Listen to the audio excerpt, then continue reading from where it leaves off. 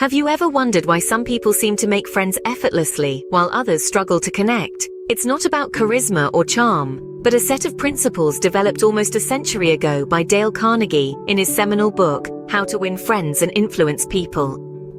In the first part of Carnegie's philosophy, he outlines 3 fundamental techniques for handling people. The first is to refrain from criticizing, condemning, or complaining. Instead, try to understand and praise others, leaving criticism as an absolute last resort. The next time you feel inclined to respond negatively, pause and find one thing to compliment them on. This small shift can dramatically change the course of an interaction.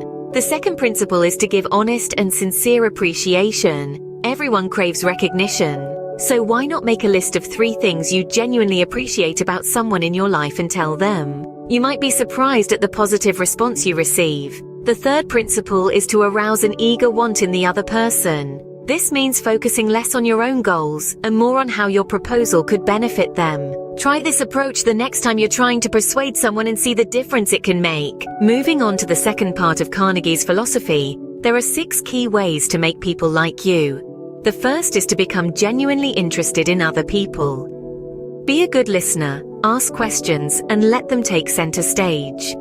The next time you're in a conversation, aim to learn at least 2 new things about the other person.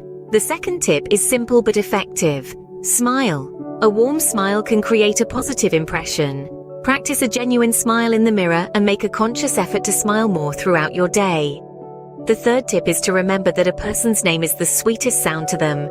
Using someone's name not only creates a connection, but it also makes them feel valued. Start paying more attention to the names of new acquaintances.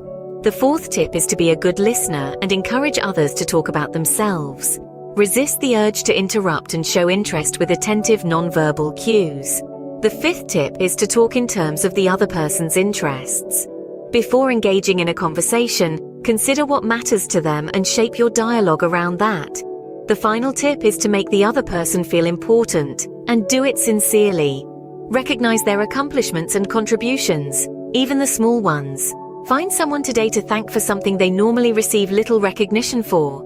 Be specific. Carnegie's principles don't just stop here. He delves deeper into how to win people to your way of thinking and how to be a leader. But these core principles provide a strong foundation for building meaningful and influential relationships. So, why not give Carnegie's principles a try? They've stood the test of time and continue to be as relevant today as they were when first published. After all, at the heart of it all is the simple, timeless truth that genuine interest, appreciation, and understanding can open doors and build bridges in all areas of life.